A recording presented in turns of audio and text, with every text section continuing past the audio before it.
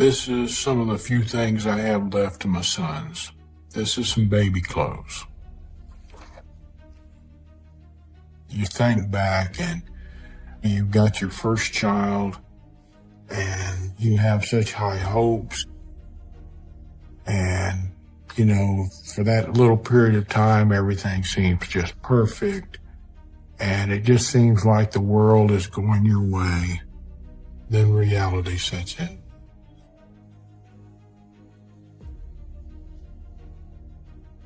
Mr. Faust, you're going to be executed a week from today, is that correct? Mm-hmm. Yes. How do you feel about that? Fine. Feel good about it. Most people are never going to raise a sociopath, an antisocial sociopath like I did. I want to get this done. And pretty much at that point, I had already made up my mind to more or less to kill him. How do I explain that kind of a feeling where I would think I created a monster? How do I explain that to somebody?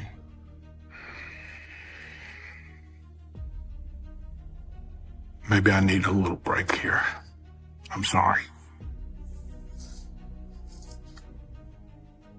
This is, of course, a picture of him with his mother. He was an only child. When I met Aaron's mother, I was about 20 years old. I was in my senior year of college. Initially, she seemed excited about having a child, but it seemed like things started to change pretty quick. She just seemed to be having some issues with being a mother.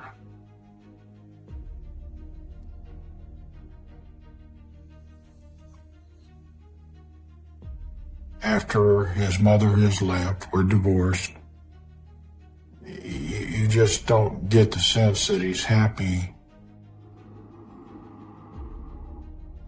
I just kept telling him how much I love him, and that doesn't change. That's never going to change. I did all I could as a father. At that point, you just can't even begin to imagine that some kind of terrible experience is just waiting around the corner for you. You have no clue.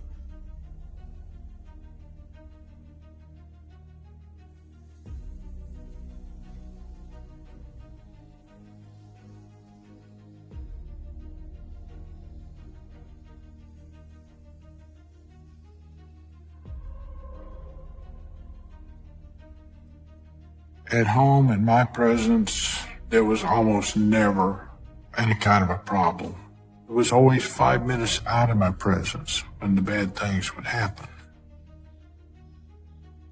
I would take my son to a babysitter during the day when I had to work.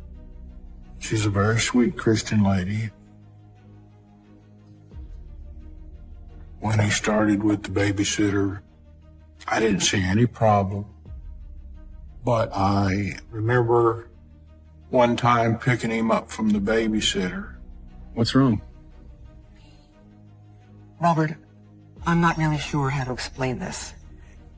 And the babysitter said she had caught Aaron strangling the cat.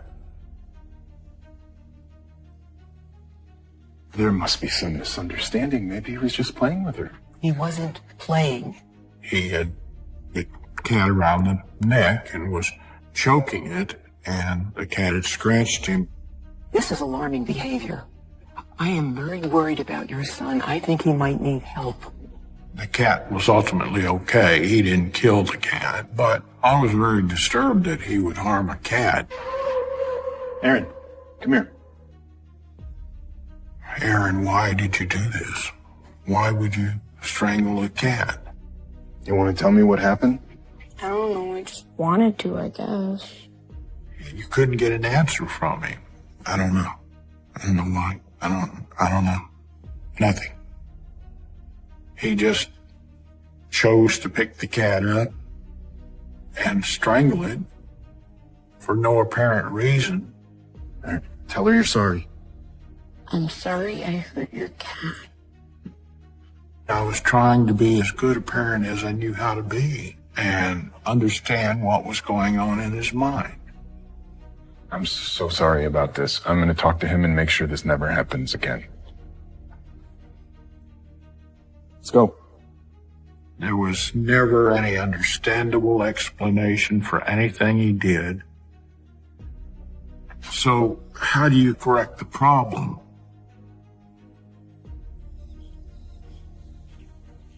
It just seemed like he was not your typical little boy.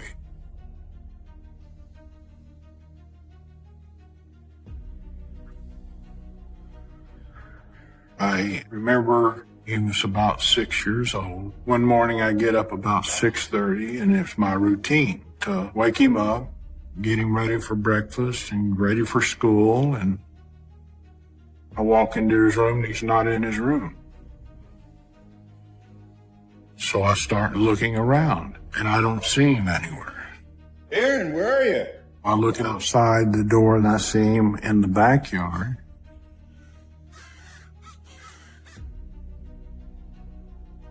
And he is sitting lotus style with his legs crossed in the doorway of the doghouse. And he's just sitting there like in a trance. It's about 40 degrees outside. It's wintertime. Aaron! I don't know how long he'd been out there. So I go out and grab him and slap him a couple of times on his bare bottom and ask him again, what are you doing? What are you doing out here? It's freezing. Don't you know that you could hurt yourself? You could kill yourself if you get cold enough. And again, getting no answer. Come on. It happened several times over a week or so. It was a point where I was really questioning whether or not he was normal. How long have you been sitting out there? You first thought would be mentally ill, brain tumor, but he wasn't showing signs of being sick in any way. He more or less was very healthy otherwise. Is something wrong? Are you feeling okay? I honestly wondered, and I know how crazy this sounds, but I wondered if he wasn't even demon possessed. Why don't you go get dressed? I don't want you to be late for school, okay? You have to wonder.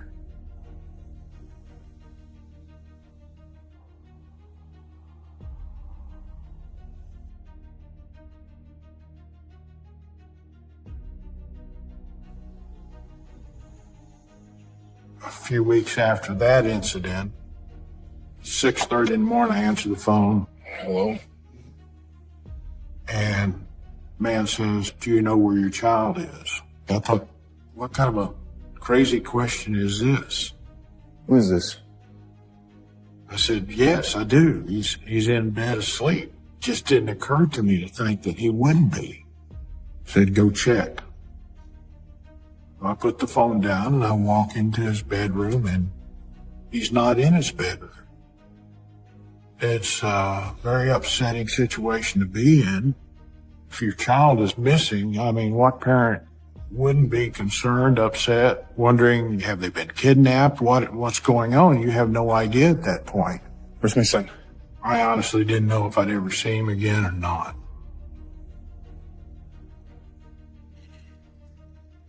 I answer the phone, and man says, do you know where your child is?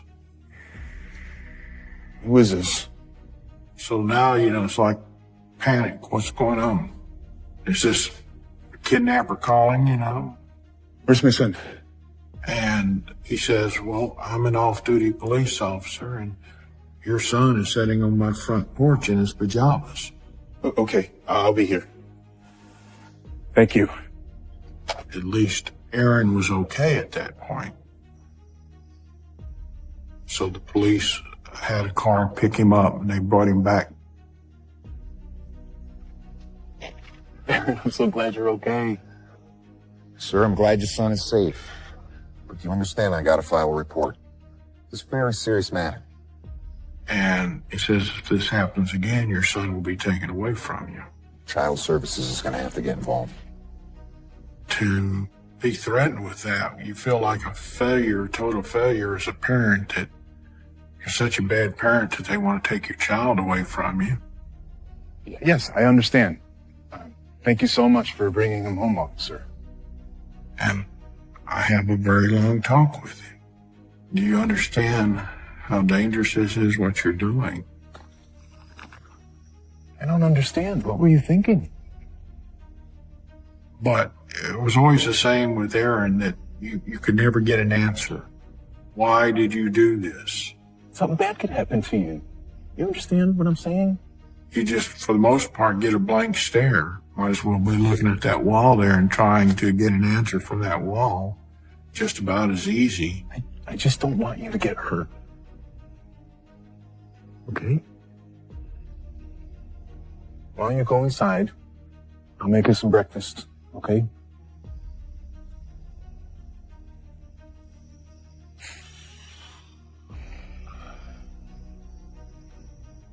There was definitely a fear that, this was going to keep escalating, and just not knowing what was coming next.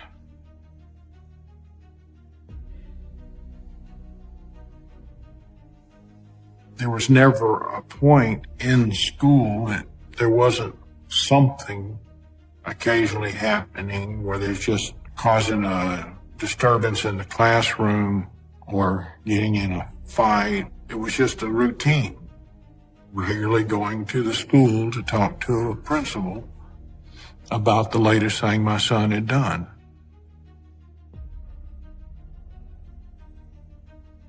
On one occasion, Aaron had caught a bully picking on a smaller kid, and my son stepped up and took care of the situation. Yes, of course fights happen in school, Mr. Faust. But Aaron took this much too far. He caught the kid after school and beat him so hard that he broke a bone in his hand, beating him to a pulp. The student was seriously hurt. It's taking it too far when you break a bone in your hand beating on somebody. You understand what you did wrong, right? He's a bully. He deserves to be hit. You try to guide them the right way. You try to teach them right from wrong. And you tell them there's punishment if they don't do that. If something like this happens again, there will be disciplinary action. But in the case of Aaron, that never seemed to have any effect. I'll make sure this doesn't happen again. We'll finish this conversation later. Right now, we need to get you to the hospital and get your wrist checked out. He had no shame about saying that he was beating up a bully. He was going to do whatever he felt he had to do at that moment, regardless of consequences, regardless of whether it was right or wrong. He was going to do it.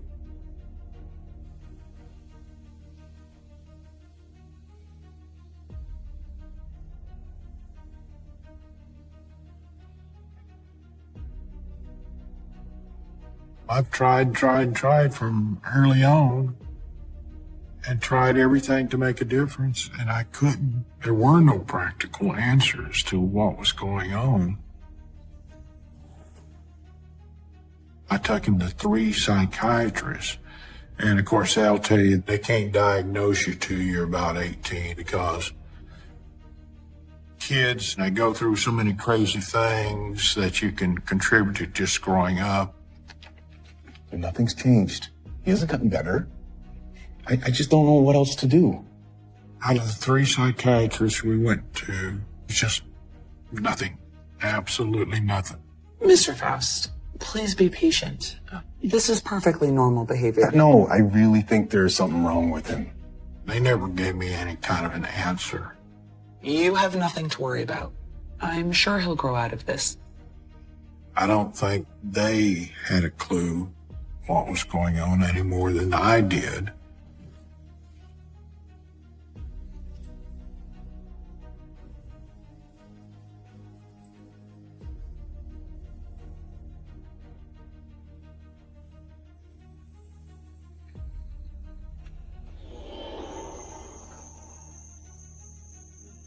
so many frustrations of never having an answer as to what was going on, and the frustration of seeing things get worse and the craziness. At that point, I was somewhat desperate, because if he's this bad at this age, what is it going to be like when he reaches adulthood?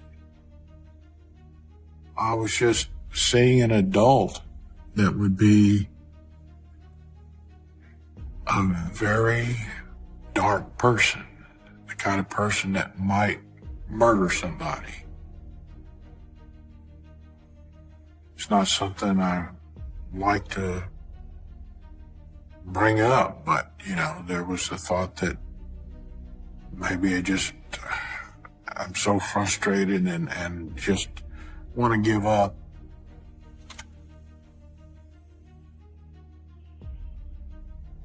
And maybe I should just commit a murder-suicide.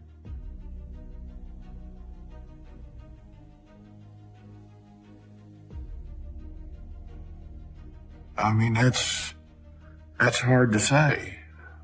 You're talking about your child that you love. But I had a vision of things being so bad, I didn't know what else to do. I didn't want to be responsible for, like turning the Antichrist loose on the world or something, It was a very dark experience.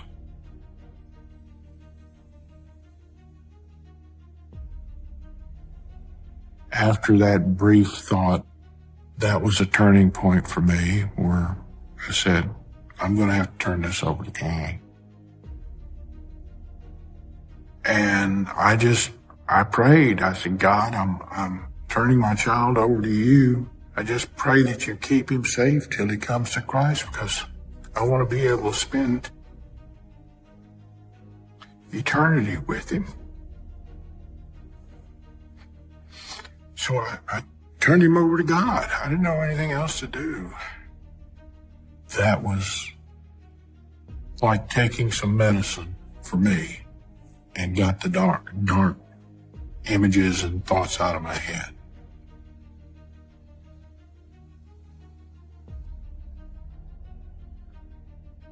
But you can't help but wonder, where's this going to end?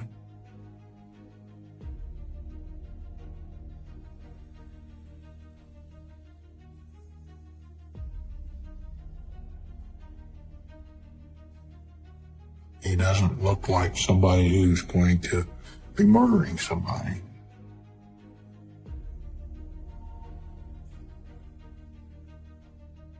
When Aaron was 14, problems began to get even more serious, to the point that he was arrested for the first time for attempting to steal a car. Okay, now we're taking it to another level. This is really getting way beyond just getting in a fight at school. Aaron, why do you keep doing these things? He didn't have a lot of explanation for what was going on. Were you really trying to steal a car? And I wasn't getting much of an answer. If anything, you might have been a little bit proud. I was just trying to have a little fun. Hey, there's other ways to have fun besides stealing a car. Relax, Dad. You're overreacting. 90% of the children out there, they would probably feel some degree of remorse, but I couldn't see any of that. It's really not a big deal. What's next on the list? Is he gonna break into a jewelry store? Is he gonna rob a bank at gunpoint? Who knows? Can we just get out of here already? I thought he should be punished. Just send him to juvenile detention. Punish him for what he did. But the judge said, okay, we're going to give you 1 year of probation. As long as you stay out of trouble during that year, you will not have to go to juvenile detention. Behave yourself, get out of our court, and bye. And that was done.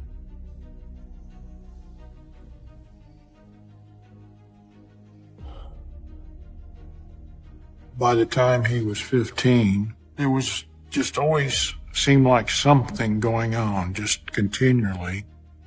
He was in an altercation at school, You care to explain yourself? and he had the knife on him. Did they actually call you in because of that? Of course they did. This is a serious matter. And I think a security guard had seen it. And so he broke the fight up and found the knife on Aaron. Do you know how dangerous this is? Whatever. I wasn't gonna hurt anyone. I don't think I had any answers as to where he got it from, or what he was doing with it.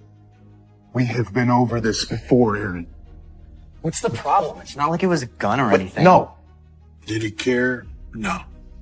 At that point, I was somewhat desperate because things were sort of escalating from when he was younger. You know what? They're always trying to bust me for something, and you're always giving me a hard time when I haven't done anything wrong. I'm so sick of this. I couldn't trust him by himself to sit around and worry about the next, what might happen, what if this. I didn't want to spend my life playing that game. And I really didn't have anybody locally that I could count on. The only thing I could think of was to have him go live with his mother in Iowa. And she agreed. This is a picture of Aaron when he was, I believe, 14 years old. And, he looks very happy in this picture. Anybody, I think, looking at this picture would say this is just probably a wonderful child that grew up to have a wonderful life. And there's just nothing about this that says, okay, I'm a psychopath. You just don't see it. And you look at that and you wonder, how could he be like this one moment, and the next moment he's like somebody completely different? It's not even the same person. But, of course, knowing what I know now, it's true of most sociopaths. They say they can be very likable people. And at the same time, they're very dangerous people.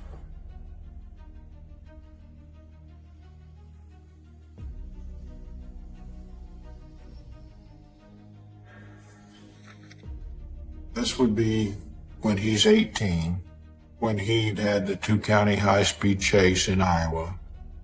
The cop had come up behind him. He was going a little fast or something, so he decided he would simply outrun the cop. He was thrown in jail for 3 months. It was during that time that a psychiatrist had diagnosed him as an antisocial sociopath.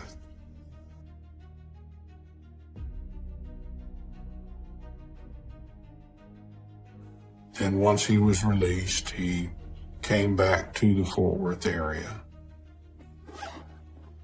He was open about it. He was honest about it. He didn't try to hide that from me.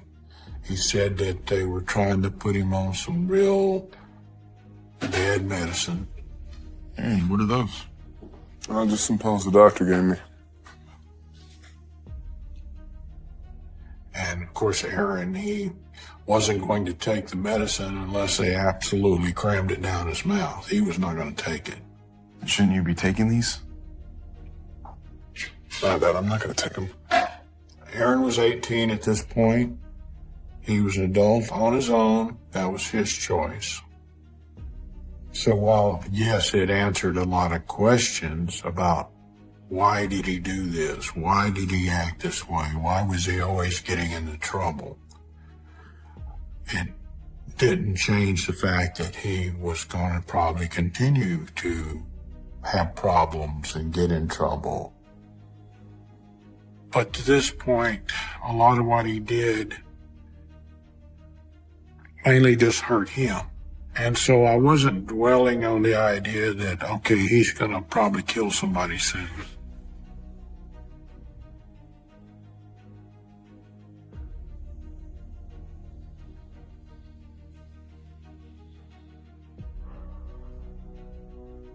Aaron had reached the point where he had a stable job. He had his own apartment. He had a girlfriend. And it seemed like things were finally becoming stable, and like he had suddenly turned the corner, and now he's acting like an adult, a responsible adult, and going to do something with his life. It seemed like things were on the right path finally. But there was that dark side. There was always the dark side.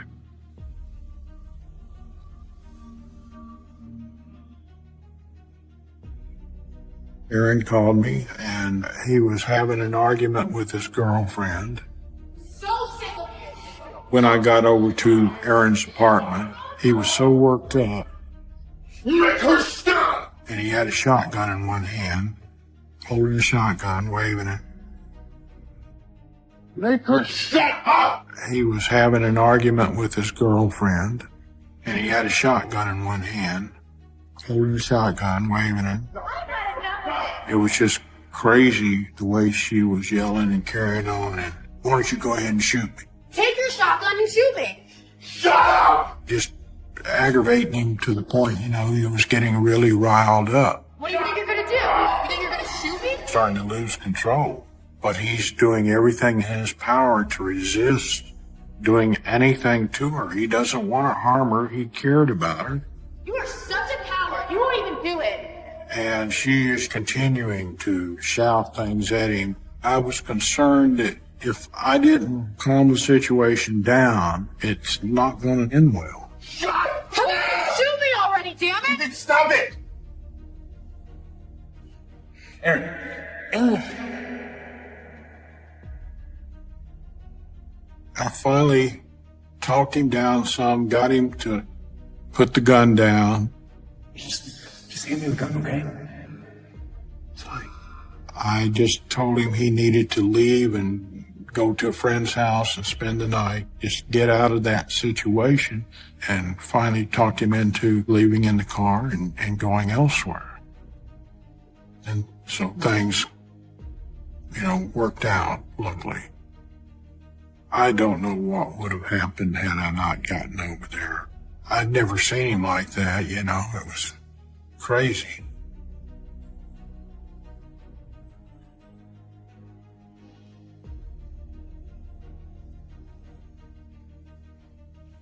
He would sometimes, come by and we'd have the little conversations. And on one particular occasion, he was with another guy. They almost looked like twins. Both had leather vests on. They looked like they both belonged to a biker gang. Well, yeah, we gotta get going, right? But thanks for the drinks. This so soon? Where are you guys going? I asked him what they were doing. We got to get to work. Oh, yeah? What do you boys do? He didn't go into a lot of detail, but he had explained that he was making extra money, doing some collection work for people. He was very casual about it. Hey, let's get out of here. You good to see you, Pops. Yeah. Nice to meet you. And of course, I didn't know at that time what was going on. You stay safe, okay? But most of the people my son came in contact with were just drug dealers. When they had anybody that owed money and that wasn't paying it, then they would call up Aaron to go by and see this person. And, it's one of those things where, if you didn't pay the bill, you might have a broken bone. Of course, I know this now. I didn't know that then. I knew, I think, just enough to, suspect things. And I don't have, anywhere near the control over him that I had when he was younger and he lived under my roof.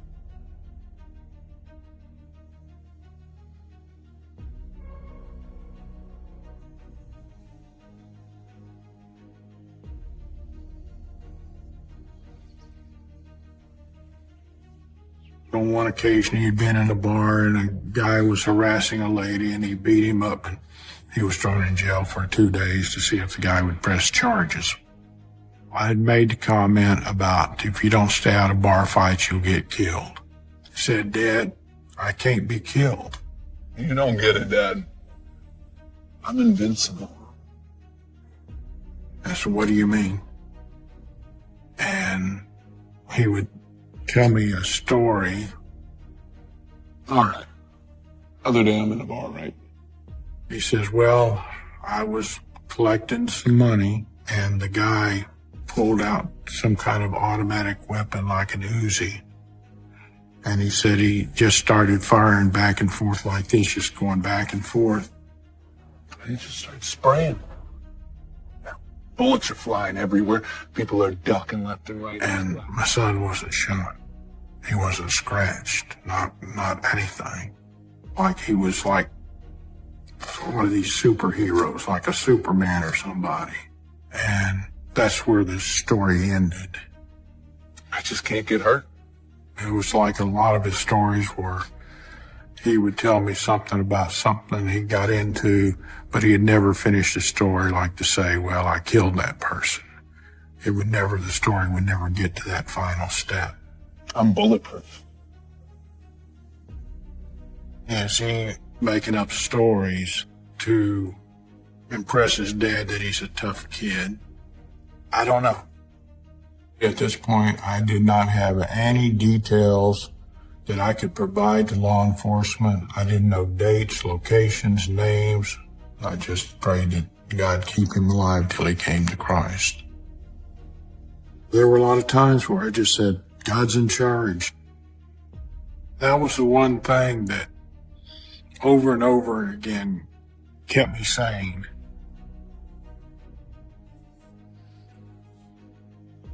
I asked him, had there been others?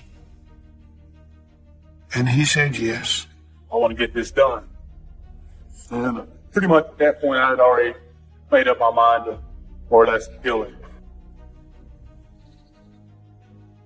It was May 20th, 1997, my 48th birthday, and I got a call from my ex-wife.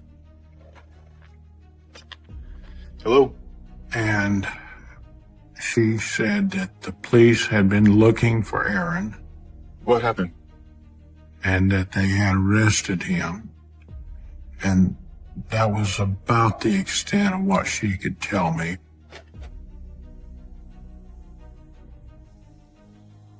It was the next day that he actually called me from jail to tell me him and his friend had been arrested for murder. The victim, his name was David Ward. Co-workers and police found Ward's body inside his master bedroom. The 43-year-old hospital administrator was bound, hands and feet, with what appeared to be stereo speaker wire. I'd spent my whole life wondering what's going to happen next. Am I going to get a call from the police? Is he going to be arrested again? You know, it was like the ultimate culmination of all these things that from early on had just been building and building and building like a volcano getting ready to blow up. Police say David Ward had socialized with 25-year-old Aaron Faust in nightclubs. And according to police, Faust and 21-year-old Jamal Brown had been chatting with Ward Sunday night when they demanded money and then overpowered him. I had hoped that while he still might get in trouble for various stupid things he did, that it wouldn't get to that extreme. They allegedly took Ward's car and used his credit cards in Irving and at a restaurant in South Arlington, where an alert employee tipped police. Police say each man was arrested after confessing to his part in the murder. It was just very upsetting to think your only son now would be on trial for murder. Why did you decide to kill Mr. Ward, Mr. Faust? Well, there's a few reasons, basic reasons, because I wanted to. Why did you want to kill him? He did He was dead for money. And I didn't like his attitude in general.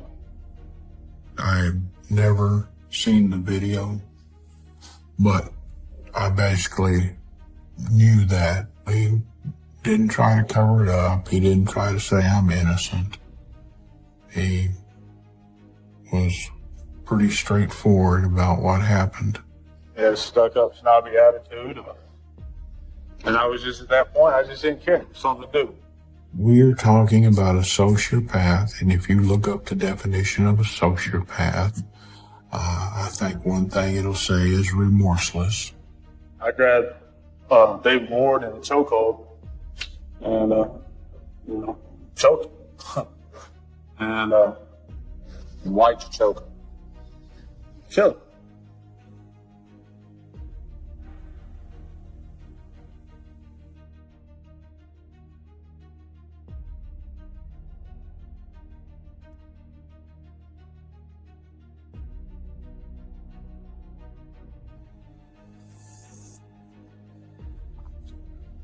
This is a picture taken in prison while he's on death row. He spent less than a year on death row. Mr. Faust, you're going to be executed a week from today, is that correct? Mm-hmm. Yes. How do you feel about that? Fine. Feel good about it. Have you made peace with yourself? Yes. I got to see him the day before the execution. He was now a born-again Christian. I spent several hours talking with him. I wanted to know the whole story. This is the final day. I'm never going to talk to you again until we meet again. And I wanted to know the full story. I asked him, had there been others? And he said yes. How many? Look, Dad, I don't know. Not exactly. He was talking about the only people he was harming were drug dealers. And he said, I don't know how many I killed. I said, I have no idea. I don't know if they lived or died. I didn't care. They got what was coming.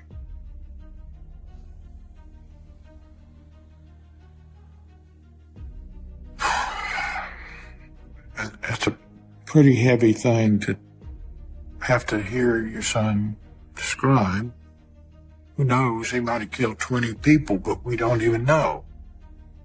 I don't really know how to describe it. It was very heavy, dark thing to have to hear your son last day you're with him.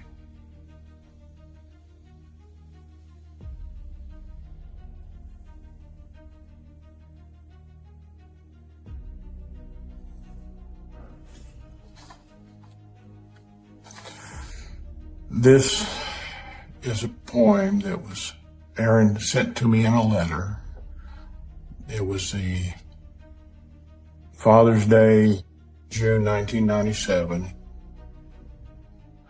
I don't know if I can get through this. It's Father's Day, and your only son is locked away. Won't be home till he's old and gray. All my life, I've never been able to keep a friend, but Dad, you've been true blue.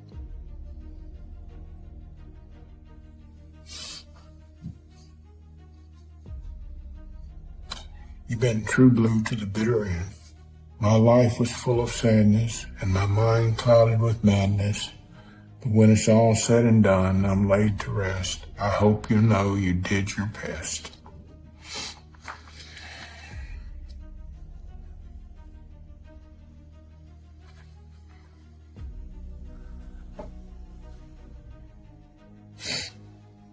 Sorry. Last thing we said to each other was I said, I love you, son. And he said, I love you, Dad.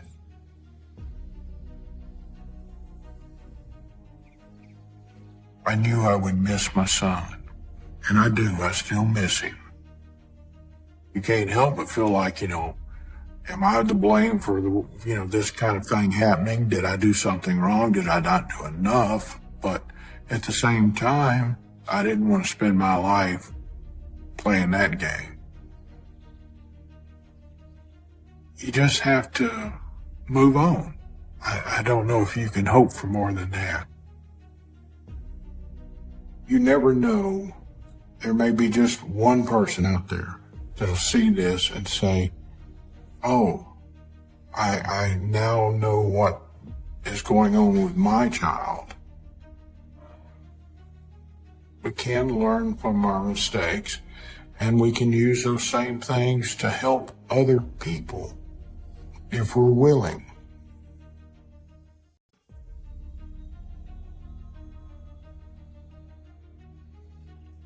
Everything was a secret. It was just overwhelming for someone my age. So therefore I learned how to keep these secrets. That just led to years and years and years and years of just burying it and burying it. People need to know.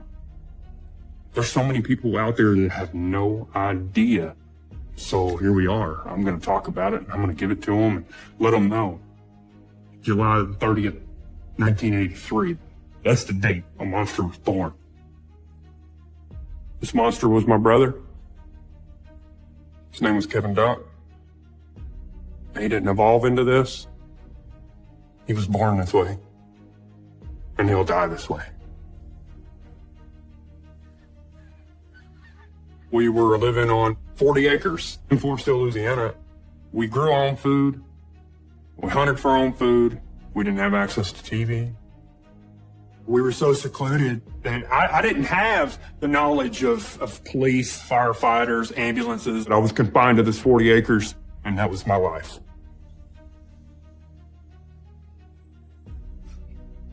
You have all been brought here today because God sees something in you. My father was a preacher. My mom, she was a big part of it. We're recruiting people to come in and live on our property. Know that the Lord is our refuge and our strength, our ever-present help in times of trouble. And there's my sister. She's a year and 5 days older than I am. And my brother Kevin, he's 3 years older than I am. Me and Kevin were really close.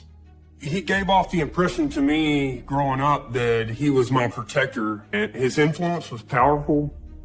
He was good at manipulating you to his advantage. He was almost always up to something bad. There wasn't any good in him. I can't recall any good that he has ever done in his life. Not one thing. Let us pray.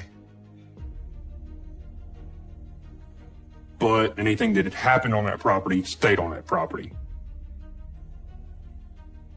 I didn't know I was a part of something wrong because that was my world.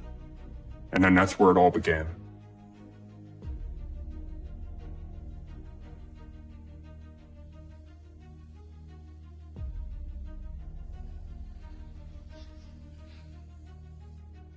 Kevin would always get into some sort of mischief. So I felt safe with my sister, and we learned to lean on each other because whenever he got bored, bad things happened. It was all about his needs, his desires, and his cravings. And he would do anything to get what he wanted, including faking his own suicide. We were home alone one time, and we were young, and he had a 410 shotgun for squirrel hunting. And I remember my brother taking his shotgun. He threatened suicide. Just leave me alone! He took his shotgun and he went into my bedroom, which was his bedroom, and he locked the door. Kevin, what are you doing in there? And he was in there for a few minutes, and it was quiet. And we were in the hallway, didn't know what to do. And then the shotgun fired. Oh my God. It rattled us, it shook us, and we didn't know what to do. We were frozen. We didn't know whether to open the door.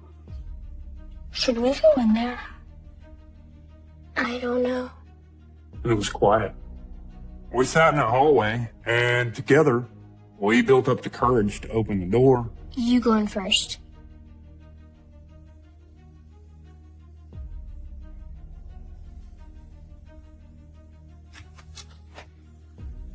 I didn't know what I was going to see on the other side. He was standing there, shotgun in his hand and the window open. He fired the shotgun out the window. And he had a grin on his face. And then this grin that he had on his face as a kid is very similar to the grin that he has whenever he takes his mug shots. It was a smile of satisfaction. He got the feeling that he was after, the reaction that he wanted from us, and he felt good about it. He felt good about how bad he had just traumatized us. It was so fun to him that over the years, he continued to do it in other ways, hoping for the same result. And it became one of his activities, faking suicides. And I used this incident in court against him because it was the most singular way of showing what he is capable of, even at the age of 10.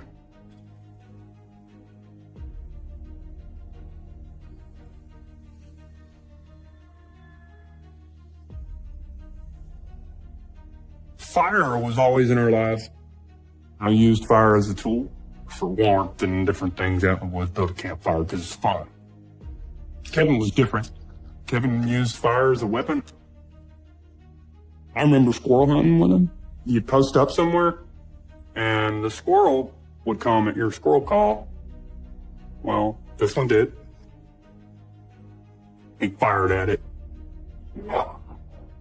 and missed. Damn it. So it shoots straight up the tree, went around to the backside, it goes into the knot. And so there's no way that Kevin could shoot this thing. He just, boom, reacted. He had a mission. First thing Kevin did, start rounding up leaves. He was rushing. He was moving fast doing this. He was so excited. You could tell it was going to be such a treat for him. Strikes the match. Tosses it on there. And this tree just, boom, catches in the flames.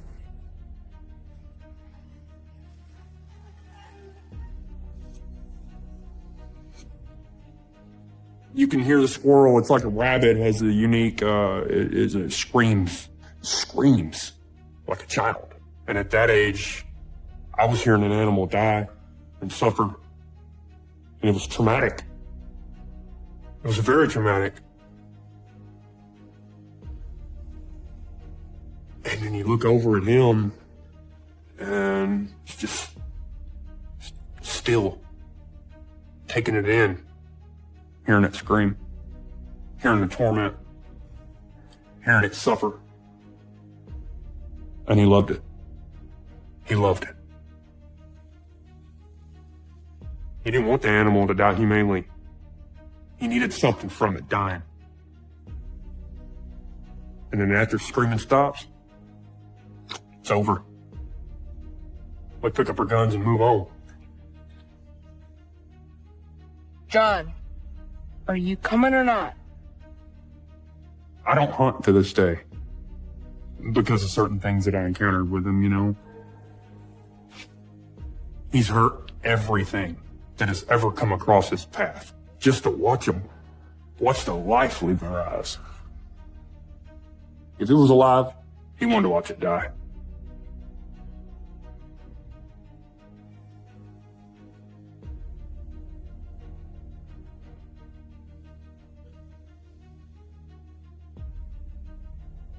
At this point, my parents knew something was wrong with him, and my dad wanted to do something about it. So my parents brought us to a church, and it was a smaller church that we would associate with. And the church was unusual. Modern day exorcisms were performed in this church. Let us begin. They laid hands on him. The whole church did. And they started praying for Kevin. Lord, Heavenly Father, we ask that you bless this boy. It was an exorcism, and it was an aggressive one, too. That you rid him of his demons and purify his soul. He started laughing.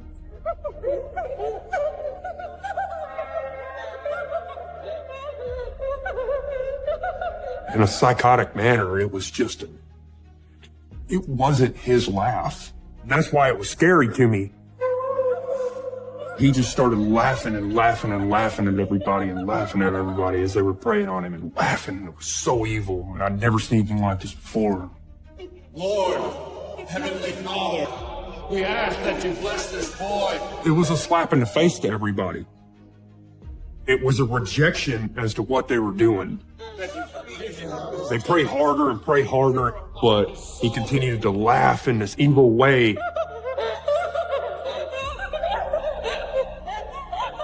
My dad had to pick him up, and he carried him to the car, and we traveled home that night, and he laughed until the next day.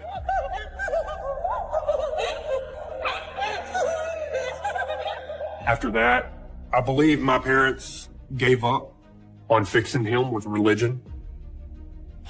It was almost like everyone knew he was unfixable. There was something in Kevin that stayed in him that you could not remove from him. It was evil.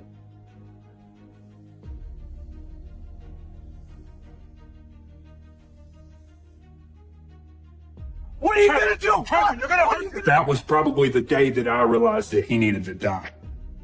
Or he needed to be locked away.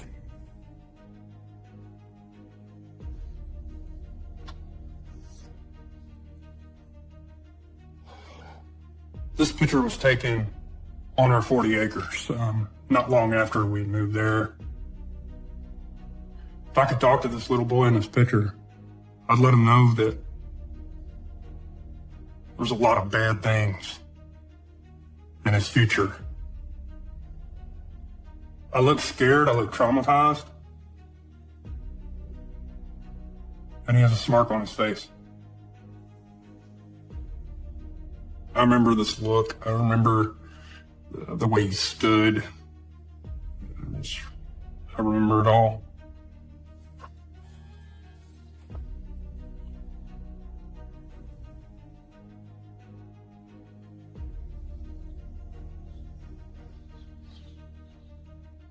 My mom would just bring these people in to try to give them salvation, and then they would flourish and grow on our property and start a new life with Christ.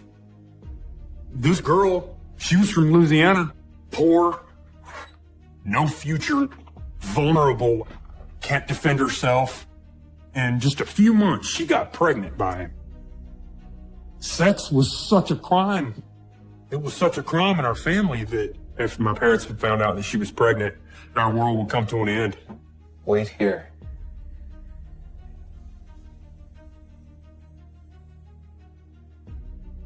He wasn't gonna let her have a kid. So he comes to us and says, we have to do something about this. Listen up. You're gonna help. I need your help. And then he told me and my sister what we were gonna do. We've got to get rid of the baby. He said that the only way out of this is to compromise the pregnancy by hitting her in the stomach, and that we were gonna participate. And don't stop until she loses the baby. It scared me. There's gotta be another way. There isn't. He never took anybody's life into consideration.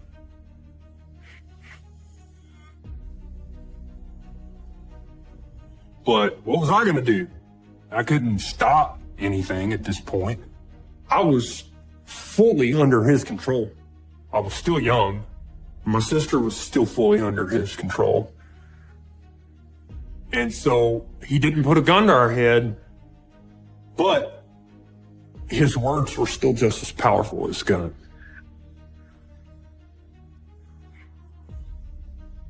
So me, my sister, hit her in the stomach.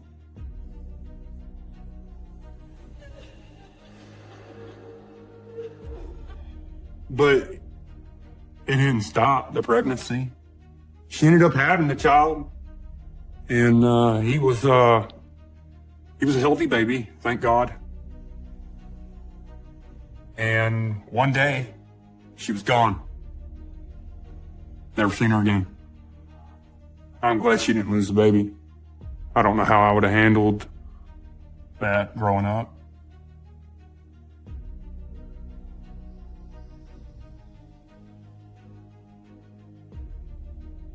Discipline couldn't change who he was. He got worse and worse and worse and worse, and there was just no way of stopping him. One afternoon, Kevin had pulled up on his little motorcycle. Kevin, where the hell have you been? Relax, Dad. Everything's fine. Have you been drinking? I guess he smelt alcohol on Kevin. And so my dad opened up his saddlebag and he found a big old bottle of whiskey. What are you doing with this? Don't you realize how dangerous this is? He was obviously mad, really mad. And he breaks the whiskey on the ground. And this is where it got physical. My brother had pushed my dad and they started fighting. Man, I didn't see it coming. I really didn't. They're screaming and hollering and fighting and wrapping legs around each other, and he wasn't gonna stop. But he didn't win that battle.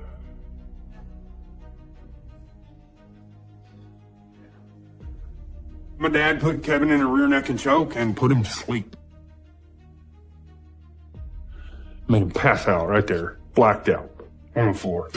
That was the first time I had ever seen Kevin physically attack another human being.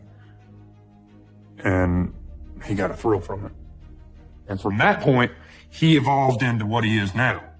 It's like the childhood part was phase one, and then he became a whole new character that we didn't know how to deal with. Because now he's just rage and anger.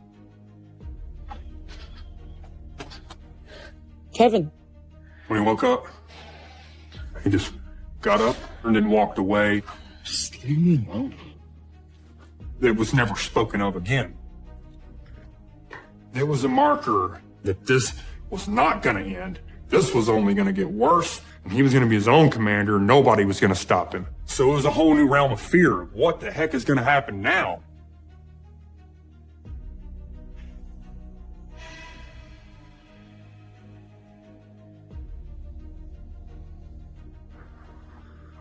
He got into several bar fights, several very bad bar fights. There's certain little things in life that gave him a thrill that made him want to do something bad. And it got worse, and it became a craving, and it became a lifestyle to hurt people. And if you do go near him, he's going to do something nasty.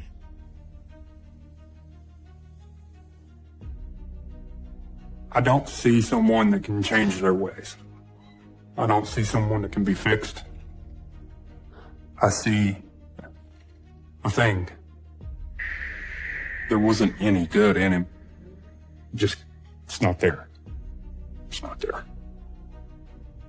And you stand over him and just stare at him and just look at the monster, and you could just watch his heart beat. And you just, man, that thing needs to just stop beating. And I realized that he needed to die, or he needed to be locked away.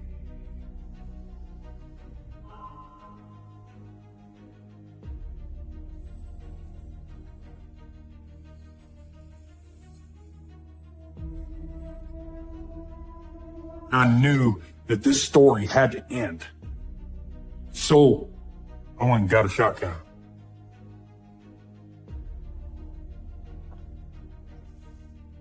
The only way I could pay for college was to join the military. I really enjoyed boot camp. The guys that I was going to be serving with, they were brothers to me. I started to build relationships with other people for the first time in my life. It was a whole new family to me, and it was exciting. It meant a lot to me. Kevin tried to take this away from me.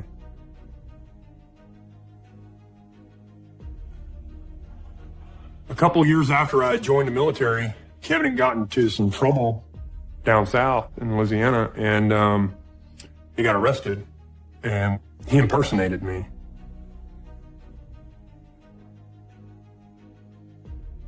The police had called me. He had convinced them that he was John Duck, he was in the military, and that I was the company commander. Hello, this is Private Duck. I'm returning a call. He had already gotten a hold of my debit card numbers, social security number, and all this stuff. And he truly thought that it would work. I'm sorry, I don't understand. Who you have in custody? He was convinced because he was right there. I heard him. He was right there while the police were on the phone with me. He was like, tell him, just tell him, just tell him I'm in the Army. Just tell him I'm in the Army. And I felt violated. No, sir. No, I'm John Duck. That there would be my brother Kevin Duck. I told the police that I was John Duck and that Kevin was Kevin Duck, and that I just wasn't going to help him. I'm not going to sit here and play this out. I'm not going to lie for you. You can tell him I'm done helping him get out of trouble. And I got off the phone with the police. And they put him in jail. It was a mark of a new era, because it was the first time I told him I wasn't going to help him. But if you're in Kevin's life, you're his property. He has a sense of ownership over you, expects you to run and help him. And I didn't that day. And it upset everything.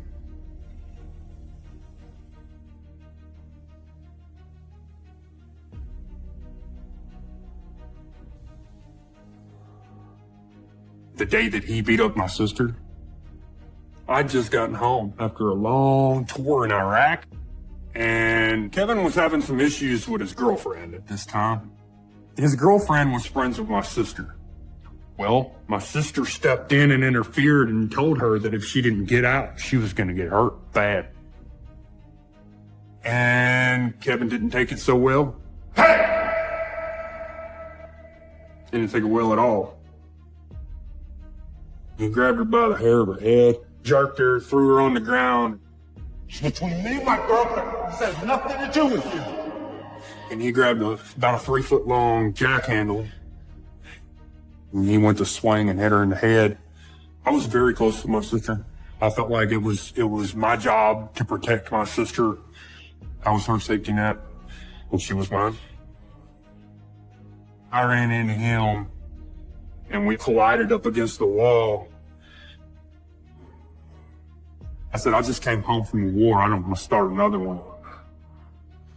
Get off me. And then he ended up turning and walking away.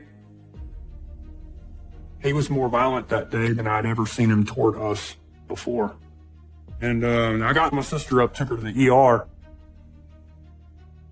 We ended up pressing charges on him, and then later on we dropped the charges because my mom was just begging us not to put him in jail. After that occurred, I knew that there was going to be some sort of fatal ending to this story. He was bloodthirsty and willing to hurt someone, and I was done with it. I was done with it. I was so done with it.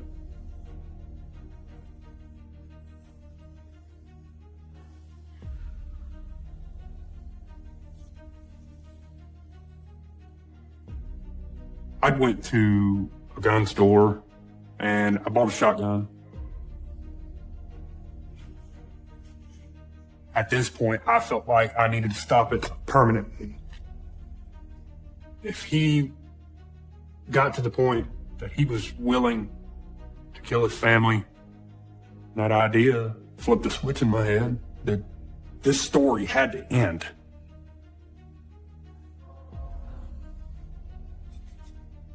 I was going to do it myself. I was going to end it for the sake of whoever else was in the future. I was on my way home, and then I got hungry. And so I whipped into a restaurant and ordered me some food. The waitress that came and brought me my food. Thank you. Yeah.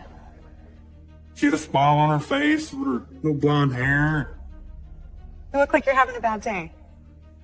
I've been better. Well, I'm sure it's nothing a beer and burger can't fix. And I saw a light at the end of the tunnel. So I went down that tunnel, and here we are, 10 years later, happily married with 2 kids. There's a good chance that I would probably be behind bars if it wasn't for her. I ended up going to see my sister instead of going to shoot my brother. But I was that close that close from doing it my way. I ain't gonna lie, man. I'm talking about it's getting my heart racing. I'm getting mad. And I don't come off that easy. Golly. I'm gonna step out and smoke my vape for a minute. That's all right.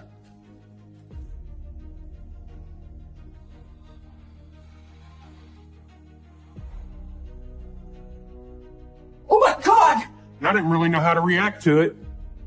It's just creepy stuff. What do I do now?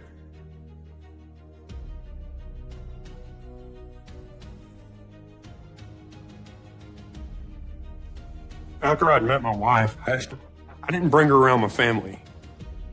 I didn't talk about my family to her. She didn't really know my childhood secrets. I was protecting her from my world, and it worked for a while.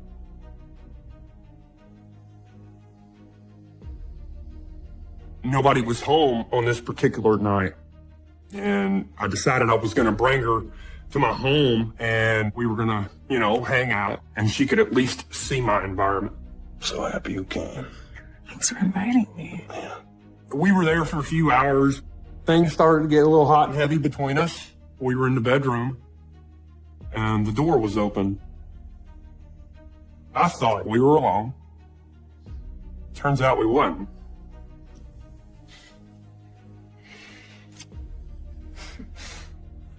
Oh my God! What the hell are you doing? Ashton kind of panicked. I turned around and I looked, and my brother was just leaning on the door jamb, just sitting there with his arms crossed, smiling. And watching so quietly. Kevin, what are you doing here? And I asked him, what are you doing in here? Get out of here. Who is that? That is my brother Kevin. Don't mind me. You guys are doing just fine. He continued to lean on the door jamb with that smirk on his face, with no motion, no reaction to our reaction, emotionless. He was drawing in pleasure at that moment. Why are you still here, man? Just go already. And eventually he walked away. What the hell was that all about? She was really upset about it. She wanted to know why he would do something like that. And I didn't really have an explanation for her because he was just my brother. He was just Kevin at this point. Always just been a little off. A little off? He's a total creep. We quickly got dressed and I was just, let's get out of here. Let's go. I shouldn't have brought you here. All right, come on. I didn't really know how to react to it. This is creepy stuff. He just stalked us. What do I do now? The woman that I'm falling in love with, I can't bring her around my world because it's not safe for her.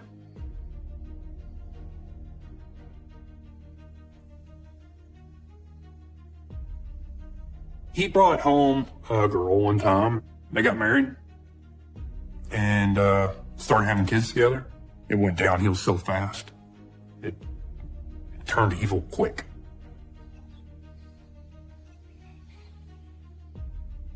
My parents moved a brand new single wide trailer up on top of the property for Kevin to live in.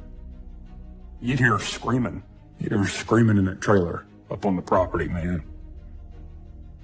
Kevin's wife would come down from the trailer. Hey, guys. Hang out for a little bit and say hi. And I was gonna head to the store. I wanted to see if you guys needed anything. we started to notice that she would have bruises on her. You could see bruises on her legs, and you can sometimes see bruises on her neck. And there wasn't nothing I could do about it. When my sister reached out and tried to help her friend get away, it backfired. It put her in the hospital. Is there anything we can do? Look, I know you guys are just trying to help, but I don't really want to talk about that. I just wanted to see if you needed anything. If I were to intervene, more people would get hurt. It was less damage not to interfere. No, I think we're good. Okay. I'll be back in a bit. She put up with it for a long time. She did. Until one day she had enough. She left, got the kids, and never came back. And I don't blame her. He was still growing into something more dangerous every day.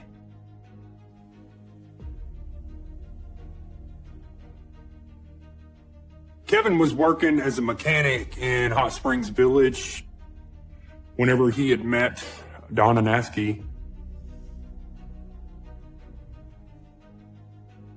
I don't know if she's with him at this point, or if this is her before him. I never got to meet her. But she's that kind of person that you can look at a picture of her and you feel like you've known her for your whole life. She has that face. I was aware that she had kids and I knew she was a police dispatcher, so therefore I had hopes that it was going to work out well. Maybe the influence of the good quality people that she associates with will rub off on him and maybe he'll start to try to act like a normal human. But I knew better. That wasn't going to happen. This is going to end in tragedy.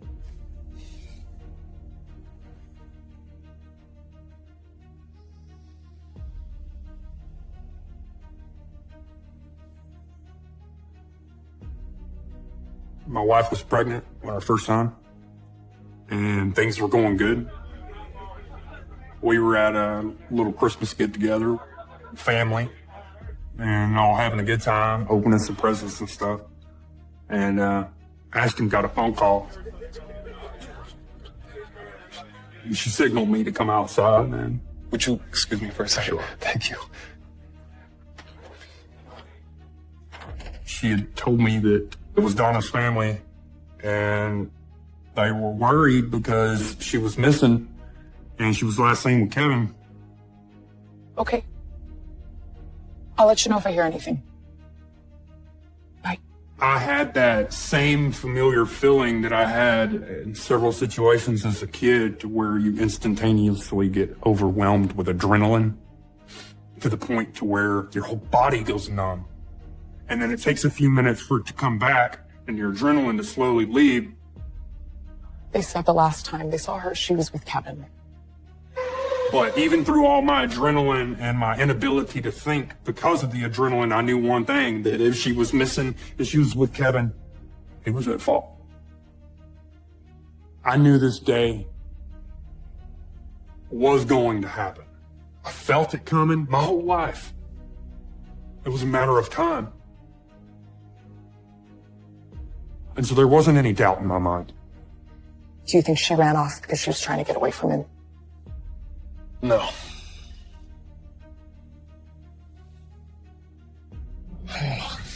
I just looked at her and I let her know that they needed to start looking for her body.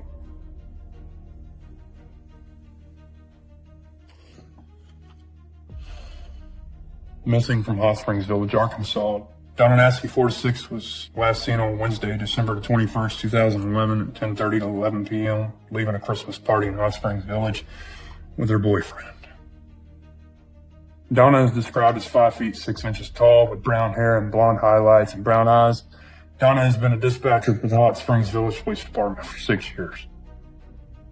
I knew one day I'd be staring at a picture of the victim. Always knew it.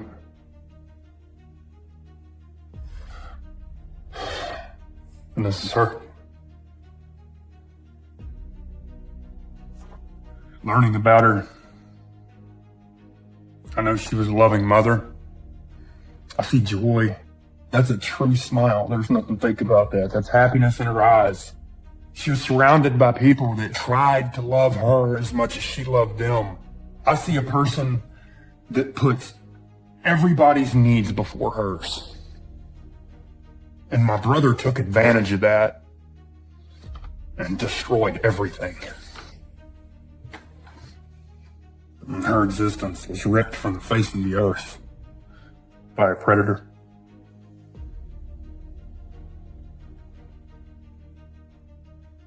Duck was late to work the day after Natsky went missing, and his employer said Duck seemed disinterested in the search effort for her. The dispatcher has been missing for more than a week. Now her niece is selling bracelets to honor, remember, and help Donna's children.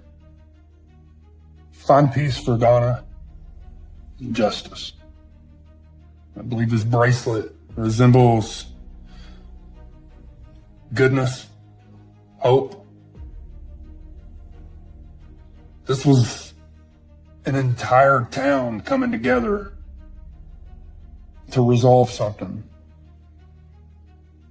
I believe there was over 300 people that had showed up at the school to participate in this search. Everybody provided every resource that they could, but Kevin was not a part of the search.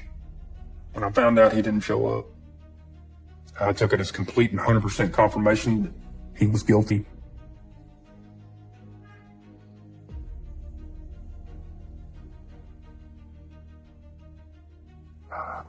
Down a peaceful dirt road on a warm December day, a search for a missing mother brings a cold discovery, a body. When Kevin was finally arrested, and we had gotten word about it, God, it was awful. It was so awful. Natsky's autopsy showed she died from blunt force trauma and drowning. Garland County authorities believe her boyfriend at the time, Kevin Duck, is the one who did it. That was another indicator that it was Kevin, because there were very few people that knew about that pond. It was secluded in the woods, and only fishing there with him once.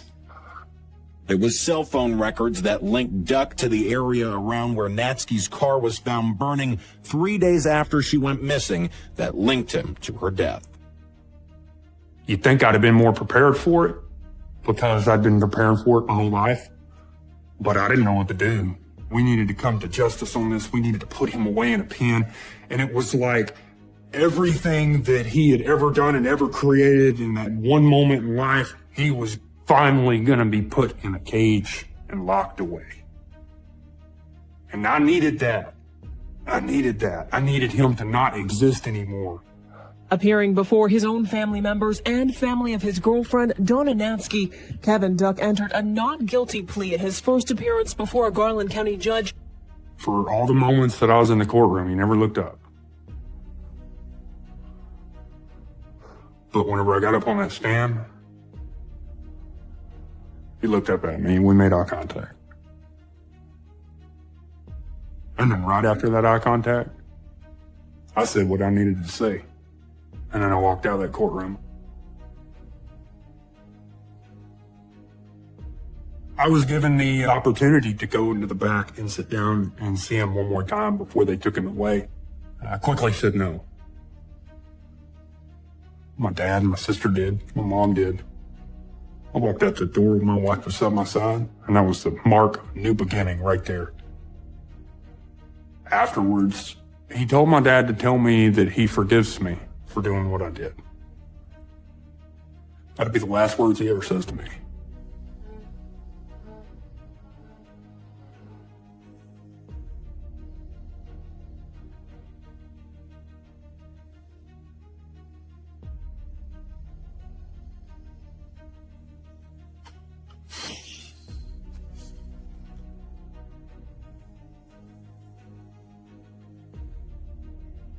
I can't do it. I can't do it. That's the smirk. That's the smirk that dates back to the beginning of his existence. Every time he got so satisfaction, that smile haunts me. Because that smile is only really related to badness, not happiness. It's disgusting. That's a monster in the form of a human. I wonder what the world would have been like without his existence.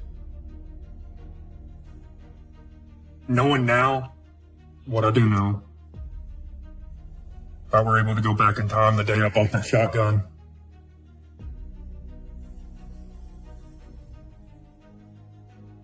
I would have done it.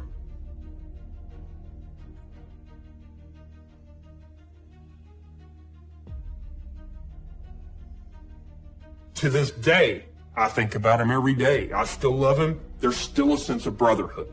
That's why I refer to him as my brother. I know what he is, and I love him as he is,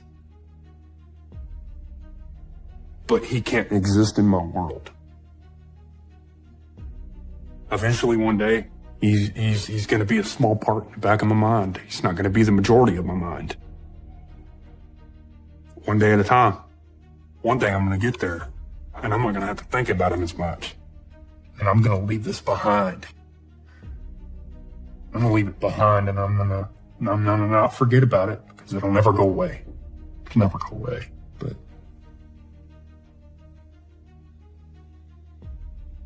this is no longer a part of me.